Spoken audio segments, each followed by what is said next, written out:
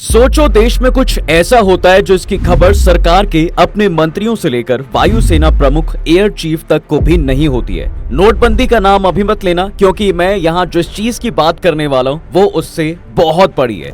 ये कहानी है ऑपरेशन बुद्ध की, ये कहानी है देश के पहले न्यूक्लियर टेस्ट की, ये कहानी है दुनिया के सामने इंडियंस की ताकत दिखाने की, ये कहानी है उस टेस्ट की जिसके बाद अमेरिका और चाइना इंडिया को कभी आंख नहीं दिखा पाए। पानी का गिलास उठाकर पास में रख लो, क्योंकि अब चलिए शुरू करते हैं। देखिए, तारीख 18 मई साल 1974, यानी आज से करीब 50 साल पहले मशहूर उद्योगपति और भारत के एटॉमिक एनर्जी कमीशन यानी एईसी के मेंबर JRD टाटा सिंगापुर के प्रधानमंत्री ली कुआन यू के साथ एक मीटिंग कर रहे थे। पीएम ने टाटा से पूछा, क्या आपका देश न्यूक्लियर टेस्ट में भरोसा रखता है? टाटा ने जवाब दिया, नहीं।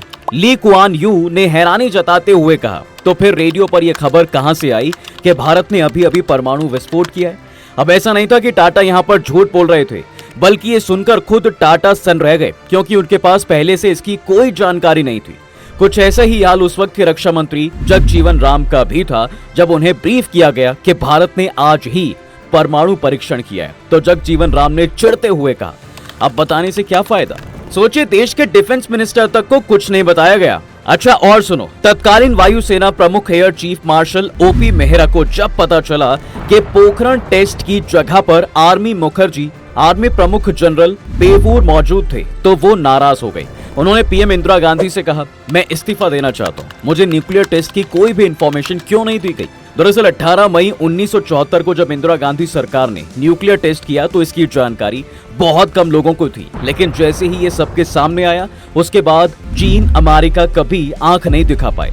लेकिन ये सब इतना आसान नहीं था। न्यूक्लियर वेपन आर्काइव के मुताबिक जोधपुर की 61 रेजिमेंट पुल और बंकर बनाने की एक्सपर्ट थी। उसे ही 107 मीटर गहरा एक शाफ्ट बनाने का काम सौंपा गया था।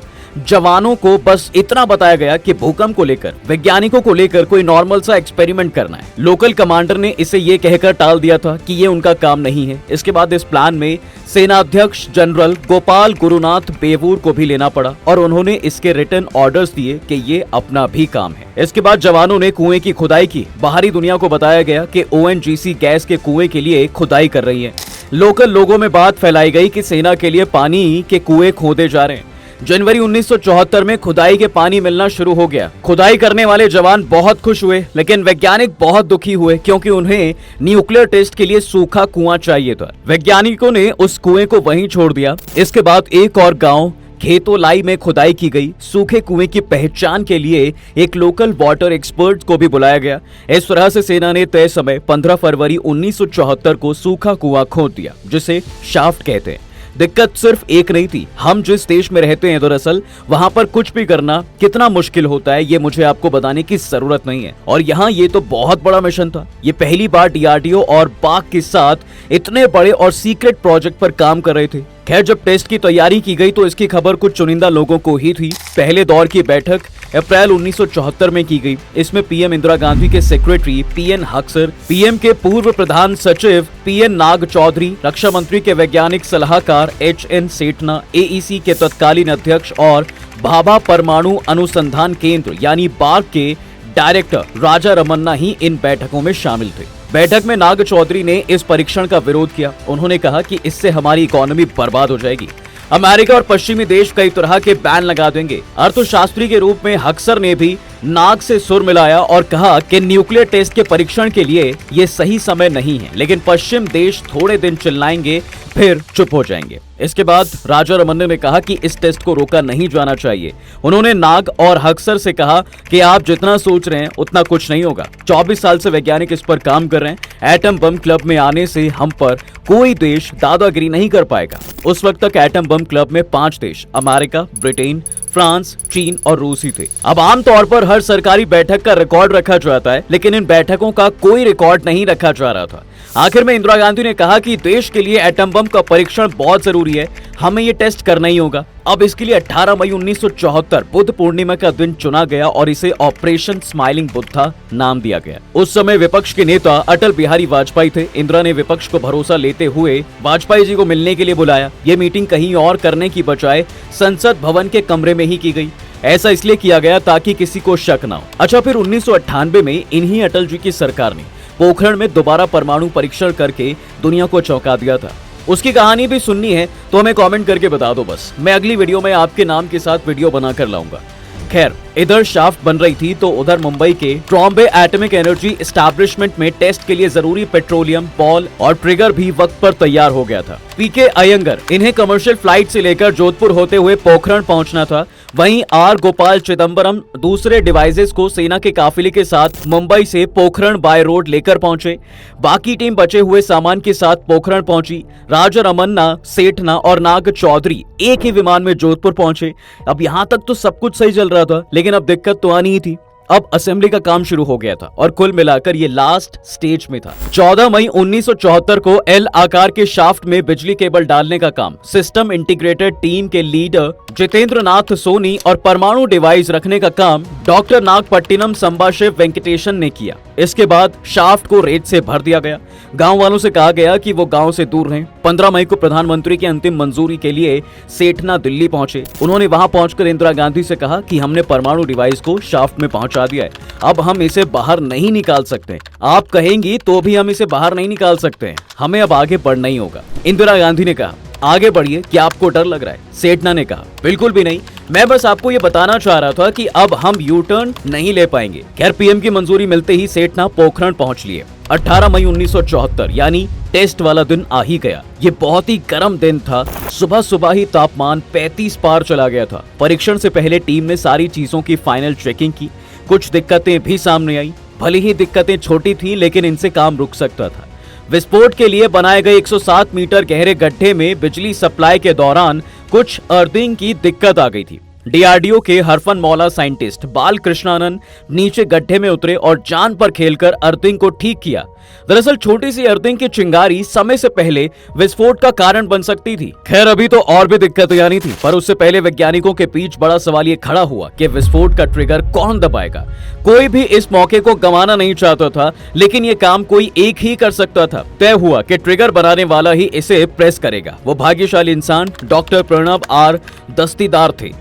रमन्ना, सेठना, नाग चौधरी, अयंगर और सुभ्रावाल शाफ्ट से 5 किलोमीटर दूर एक खाईदार मैदान पर खड़े थे। चिदम्बरम और सिक्का कंट्रोल रूम के पास दूसरे कमरे में थे। श्रीनिवासन और दस्तीदार कंट्रोल रूम में थे। वहां सेना अध्यक्ष जनरल बेवूर और लेफ्टिनेंट कर्नल सभरवाल भी मौजूद थे।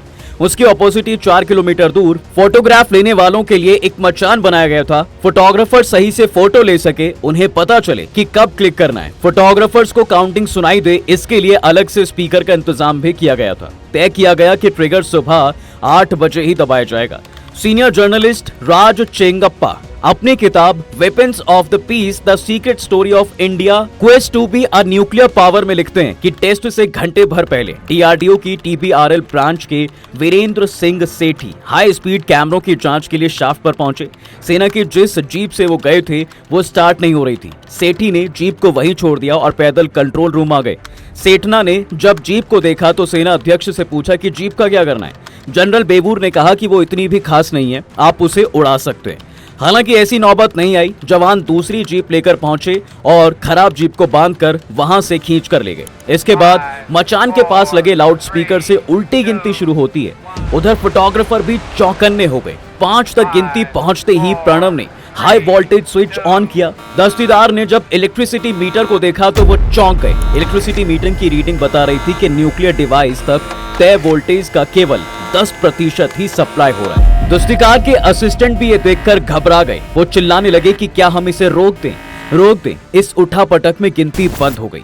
मचान पर बैठे रमन्ना और सेठना को जब गिनती की आवाज लाउड स्पीकर में सुनाई देना बंद हो गई तो उन्होंने माना कि किसी तकनीकी खराबी के कारण टेस्ट रोक दिया गया है। उधर दस्तीकार लगभग चीखे, नहीं हम रुकेंगे नहीं, हम आगे बढ़ेंगे। ये बात रमन्ना और सेठना को नहीं पता थी। दस्तीदार ने अपने सौभाग्य का लाल बटन दबाया। राजा रमन्ना लिखते हैं कि बटन दबाने से पहले ही डॉक्टर नागपट्टिनम संबाशिव वेंकटेशन ने विष्णु सहस्त्र नाम का जाप शुरू कर दिया था। बताया जाता है कि वेंकटेशन भले ही मिसाइल बनाने वाले वैज्ञानिक थे, लेकिन उनकी ईश्वर में गहरी आस्था थी। यही वजह थी कि पृथ्वी के गर्भ में विनाश वाले बम के सक्सेसफुल ब्लास्ट के लिए वो विष्णु से प्रार्थना कर रहे थे। जब ट्रिगर दबाने के बाद भी विस्फोट नहीं हुआ तो वेंकटेशन कुछ पलों के लिए चुप हो गए। सब उम्मीद कर रहे थे कि तुरंत आवाज होगी। जब 30 सेकंड तक भी कुछ नहीं हुआ तो सबके चेहरे उतरने लगे। फिर करीब 1 मिनट बाद रेगिस्तान में रेत का एक पहाड़ उछलता नजर आया। 1 मिनट तक रेत हवा में थी। सब सोच रहे थे कि विस्फोट हो गया है, लेकिन आवाज नहीं हुई। कुछ पल बाद वैज्ञानिकों ने आवाज भी सुनी, जो जमीन के भीतर 107 मीटर नीचे हुई। विस्फोट से जो झटका मिला उससे रमन्ना नीचे गिर गए। अब बारी परमाणु ताकत की थी। जो कोई भी खड़े रहने की कोशिश कर रहा था वो सब गिर गए। सिक्का भी गिर गए। जब रेत का पहाड़ वापस जमीन पर गिरा तो सब शांत हो गया। सब तेजी से उठे और जश्न मनाने लगे। सिक्का ने सभी को गले लगाना शुरू कर दिया।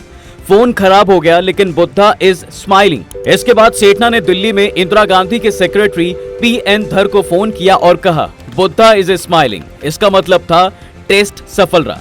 हालांकि टेलीफोन लाइन खराब होने की वजह से फोन कट गया। सेठना को लगा कि धर को सुनाई नहीं दिया। इसके बाद सेठना ने सेना की जीप निकाली। उनके साथ लेफ्टिनेंट कर्नल सभरवाल भी थे। दोनों ने सेना की जीप दौड़ाई और पोखरण पहुंचे। यहाँ सेना का एक टेलीफोन एक्सचेंज लगाया हुआ था। वहां पहुंचकर सेठना ने जोर से माथा पीटा, क्योंकि उन्हें धर का नंबर याद नहीं था और जो नंबर था उसे लिखकर वो नहीं लाए थे। सेठना का चेहरा देखकर सभरवाल समझ गए। उन्होंने अपनी सेना वाली कड़क आवाज में टेलीफोन ऑपरेटर से कहा, मेरी प्रधानमंत्री कार्यालय में तुरंत बात कराइए। जब फोन पीएमओ लगा तो सभरवाल ने जोर से कहा, बुद्धा इज स्माइलिंग। अच्छा, उधर परमाणु टेस्ट हो रहा था और इधर इंदिरा गांधी लोगों से मिल रही थी। जी हाँ, 18 मई को पीएम हाउस में इंदिरा गांधी से मिलने वालों की भीड़ लगी हुई थी। करीब 8:30 बजे वो लोगों से मिल रही थी। इतने बड़े दिन पर भी इंदिरा ने अपनी बेचैनी को दबाए रखा था। वो लोगों से आवेदन ले रही थी, उनसे बातें कर रही थी। इतने में उन्होंने अपने सेक्रेटरी पीएन धर को आते देखा। धर उनके पास आते उससे पहले ही लगभग दौड़ते हुए इंदिरा गांधी उनके पास पहुंच गई। उन्होंने धर से पूछा, क्या हुआ? धर ने कहा, सब ठीक है। ये सुनने के बाद इंदिरा ने एक लंबी सांस ली। सुबह 9 बजे आकाशवाणी से घोषणा की गई कि सुबह 8:05 पर भारत ने देश के पश्चिमी हिस्से में किसी गुप्त जगह पर शांतिपूर्ण उद्देश्यों के लिए एक सक्सेसफुल न्यूक्लियर टेस्ट कर लिया है। उधर राजा रमन्ना और सेठना प्रधानमंत्री इंदिरा गांधी से मिलने दिल्ली पहुंचे। इंदिरा ने कहा कि आपकी टीम ने शानदार काम किया है, काम खत्म हुआ, अब पार्टी कीजिए। पर इस विस्फोट के बाद दुनिया भर में हलचल मच गई। सबसे ज्यादा लाल पीला कनाडा हुआ। उसे पता था कि भारत ने उसके प्लूटोनियम का इस्तेमाल एनर्जी रिसर्च की बजाय बम बनाने में किया है। उसने हमें आगे प्लूटोनियम देने पर बैन लगा दिया। अमेरिका भी भारत पर तमाम आर्थिक पाबंदियां लगाने की बात कर रहा था। उधर पाकिस्तान के प्रधानमंत्री जुल्फिकार अली भुट्टो ने न्यूक्लियर टेस्ट बनाने के लिए अपना रक्षा बजट कई गुना बढ़ा दिया था। फ्रांस ही एकमात्र पश्चिमी देश था जिसने भारत को परमाणु परीक्षण की बधाई दी थी। खैर, जो भी हो, कोई दुखी हुआ तो कोई चिढ़ा, लेकिन भारत ने दुनिया के सामने खुद को एक न्यूक्लियर नेशन बता ही दिया था। आपको कैसी लगी ये कहानी कमेंट करके जरूर बताएं। वीडियो अगर पसंद आई हो तो इसे लाइक और शेयर जरूर करें।